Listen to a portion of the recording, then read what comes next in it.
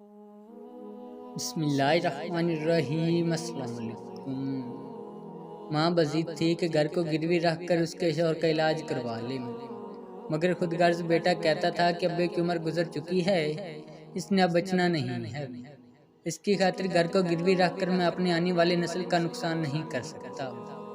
ماں آنسو بہاتے ہوئے کہتی تھی اگر میرے سر کا تاج سلامت رہ جائے تو گھر اللہ تعالیٰ اور دے دے گا۔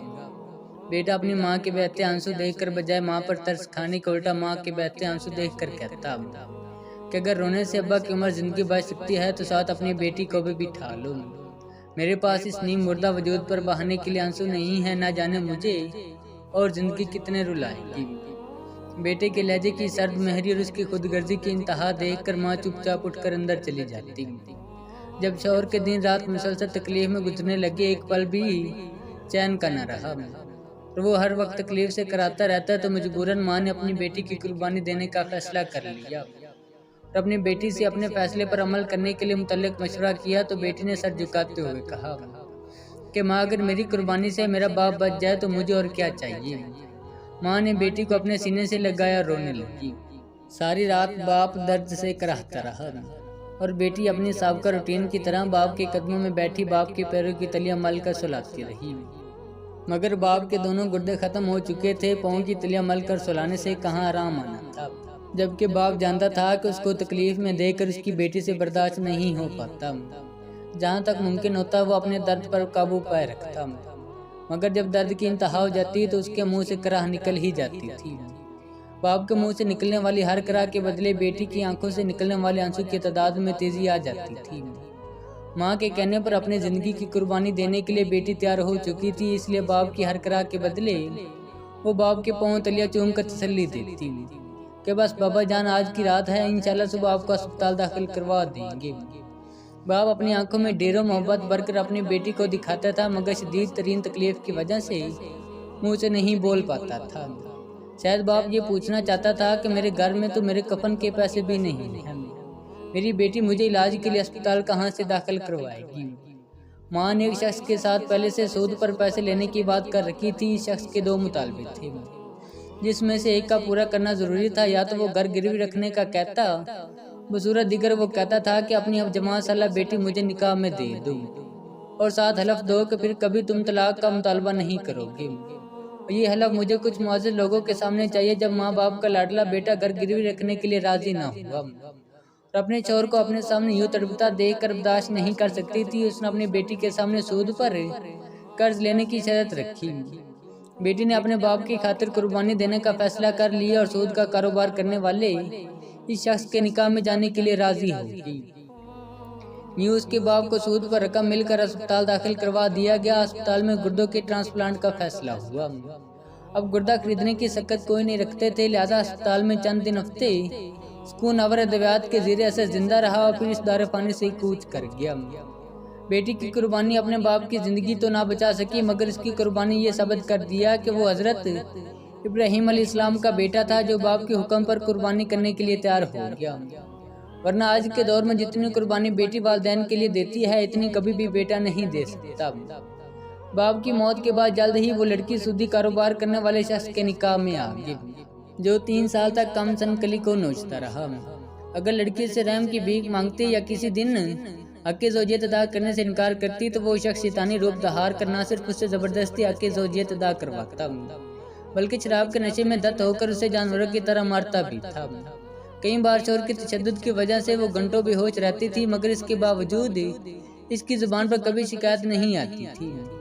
اپنے باپ کے چند دنوں کے سکون کی خاطر اس نے اپنی زندگی کا سکون بیچ ڈالا تھا اور آج بھی اپنے اس فیصلے پر مطمئن تھی۔ کچھ عرصہ قبل سودی کاروبار کرنے والے اس کے شوہر نے جوئے میں قسیم رقم ہار دی اور رقم کے بدلے جیتنے والے جواری کو اپنی یہ بیوی پیش کر دی، کیونکہ وہ جانتا تھا اگر یہ انکار بھی کرے گی تو وہ زبردستی جواری کے حوالے کر دے گا۔ لڑکی کے بھائی کو اپنی بہن سے کوئی غرض نہ تھی اور بوڑھی ماں کا اس شخص کو کوئی ڈر نہیں تھا، کیونکہ جو شخص سودی کاروبار کر کے خدا سے جنگ مول لے چکا تھا اسے ایک بیوہ عورت یتیم بچی کا کوئی خوف نہیں تھا۔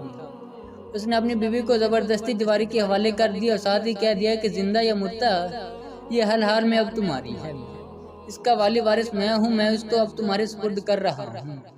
تم جیسے چاہو اس کے ساتھ سلوک کر سکتے ہو۔ سامنے والا جواری بھی درندہ ہی تھا، وہ بھی انسانی روپ میں چھپا ہوا شیطان نہیں تھا۔ اس نے پہلی ہی رات لڑکی سے جنسی ہوس مٹانے کی کوشش کی اور لڑکی کے انکار کرنے پر اسے چارپائی کے ساتھ باندھ کر بیلٹ اور ڈنڈوں کی مدد سے مار مار کر جان سے ہی مار دیا تھا۔ مردہ حالت میں 3 دن تک لڑکی بندی رہی تھی۔ 3 دن بعد جب اس کی لاش سے تعفن اٹھنے لگا تو لوگوں نے پولیس کو اطلاع دی۔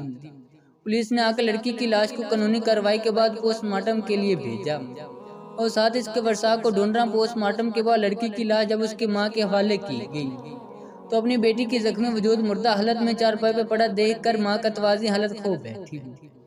لڑکی کا بھائی جو پیسے کا پجاری تھا، زندہ بہن کی تو اس نے کبھی خبر نہ لی تھی، مگر جب اس کی بہن مر گئی اور پولیس کیس بن گیا تو اس کو یقین تھا کہ دونوں جواریوں سے وہ جیب گرم کر لے گا، اس لیے وہ بہن کے کیس کا مدعی بن گیا۔ یوں وہ دونوں ظالم ایک بار قانونی کٹہرے میں آ گئے، مگر لالچی بھائی نے اپنی مردہ بہن کے وجود کا بھی سودا کر دیا، پیسے لے کر ان کو معاف کر دیا اور اپنی پاگل ماں کو گھر سے نکال دیا۔ اس کی ماں آج بھی ننگے پیروں سڑکوں کی خاک چانتی رہتی ہے، ریڈی بانوں اور ہوٹل والوں سے مانگ کر کھانا کھاتی ہے۔ جب کبھی اس کے اندر کی ممتا جاگ گئی ہوتی ہے تو اس کے سامنے سے گزرنے والی ہر لڑکی کو اپنی بیٹی کا نام لے کر پکارتی ہے اور اسے سینے سے لگانے کے لیے اس کی طرف بڑھتی ہے۔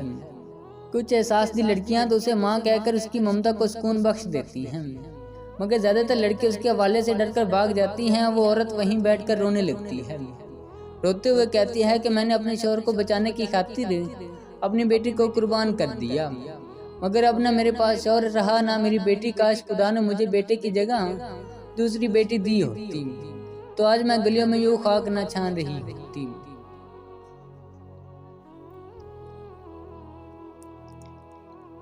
ساری زندگی اس نے خدا کی نافرمانی کی تھی، ناچ گا کر، فحاشی پھیلا کر، فحش حرکات کر کے پیسہ کمایا تھا۔ اب زندگی کا اختتام ہو رہا تھا، لوگ اسے کلمہ طیبہ کی تلقین کر رہے تھے، مگر اس کی زبان سے یہ الفاظ ادا نہیں ہو رہے تھے۔ وہ تکلیف کی شدت میں بھی غلیظ الفاظ ہی زبان سے نکال رہی تھی۔ وہ ایک نامکمل عورت تھی جسے ہجڑا کہا جاتا ہے، اس کا نام شبنم تھا۔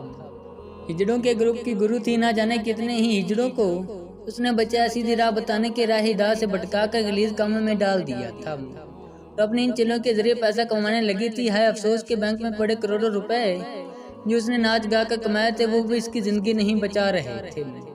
یہاں تک اس کی دی گئی تربیت کے مطابق اس کے چیلے اسے مرتا ہوا چھوڑ کر کسی فنکشن میں جانے کی تیاری کر رہے تھے۔ محض ایک نئی ہجڑی لڑکی اس کے ساتھ رہنے بیٹھی آنسو بہا رہی تھی اور اس کی تکلیف محسوس کر رہی تھی۔ شاید وہ کسی نیک والدین کا خون تھی اور والدین نے زمانے کے ڈر سے اسے ان لوگوں کے حوالے کر دیا تھا۔ جب سب لوگ چلے گئے وہ نوعمر ہجڑا لڑکی اکیلی گرو کے پاس رہ گئی تو اس نے گرو سے پوچھا تھا کہ ایسا کون سا گناہ ہے جو آڑے آ رہا ہے اور تمہاری زبان پر کلمہ جاری نہیں ہو پا رہا، ورنہ اللہ تعالیٰ تو بہت مہربان ہے، وہ رب تو قارون تک کو معاف کرنے کے لیے راضی تھا۔ اس رب نے تو ان لوگوں کو بھی ہدایت بخشی تھی جو اس کے محبوب نبی کریم صلی اللہ علیہ وآلہ وسلم کو ستایا کرتے تھے۔ اور کیا تمہیں یاد نہیں کہ جب ایک گانے والے بوڑھے موت سامنے نظر آنے لگی تو اس نے اللہ تعالیٰ کو پکارا اور اللہ تعالیٰ نے حضرت عمر فاروق رضی اللہ تعالیٰ عنہ کو اس کی مدد کے لیے بھیج دیا تھا۔ وہ رب فقط اس گناہ کی وجہ سے جو تم ناچ گانا کرتی ہو تمہاری اتنی سخت پکڑ کیسے کر سکتا ہے، جو اتنا رحیم ہے اور مہربان ہے۔ لڑکی کی زبانی رب العالمین کی رحمت کے قصے سن کر اس کی گرو شبنم رونے لگی اور بتایا کہ وہ بہت گنہگار ہے۔ وہ ایک وڈیرے کے لیے کام کرتی تھی جس کو نوعمر شریف مجبور اور بے سہارا لڑکیاں فراہم کرتی تھی، لڑکوں سے دوستی کر کے ان کو بلیک میل کر کے اس وڈیرے کو پیسے دیتی تھی اور بدلے میں کسی بھی قسم کی قانونی جنگ کے لیے وہ وڈیرا اس کا محافظ بنتا تھا۔ دونوں کے لیے بظاہر اس میں فائدہ تھا کیونکہ میں ناچ گا کر اور تم لوگوں کے ذریعے کما کر لاکھوں روپے جمع کر لیتی تھی، جبکہ وڈیرا میرے ذریعے شکار کیے گئے لڑکے اور لڑکیوں کو بلیک میل کر کے لاکھوں روپے کما لیتا تھا۔ اسی دوران ہم سے ایک ظلم ہوا کہ ہم نے کم عمر یتیم بچے پر ہاتھ ڈال لیا۔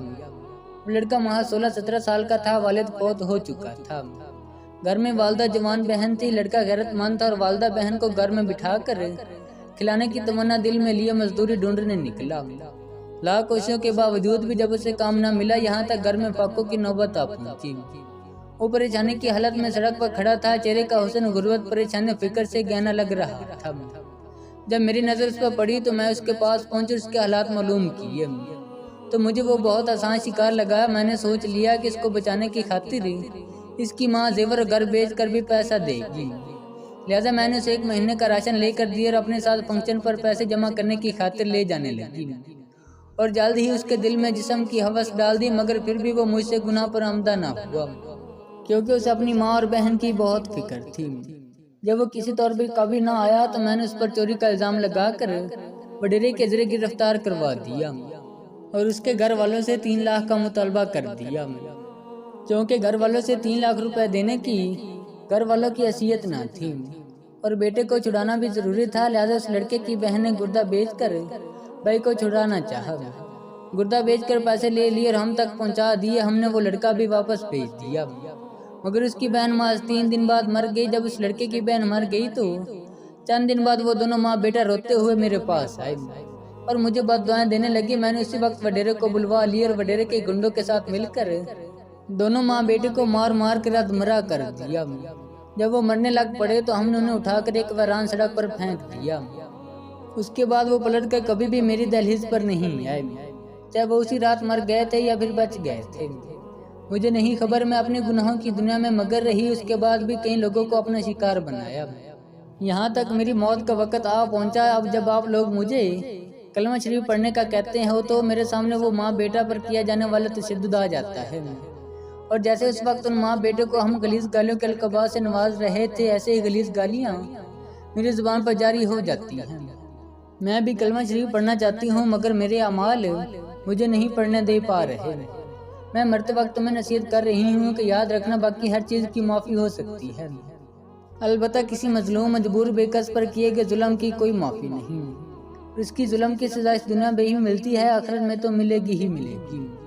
اس کے بعد شبنم گرو پورا ہفتہ بغیر کچھ کھائے ہی تڑپتی رہی، یہاں تک تنگ آ کر نئے بننے والی گرو نے اسے گلے میں رسی باندھ کر چھت سے لٹکا دیا، مگر جسم کمزور ہو کر وزن گھٹ جانے کی وجہ سے وہ پھر بھی نہ مری، تو اس کی ٹانگوں سے اینٹیں باندھ دی تو صبح تک شبنم گرو مر چکی تھی۔ اللہ تعالیٰ آپ کو اور مجھے اچھے اعمال کرنے کی توفیق عطا فرمائے، آمین۔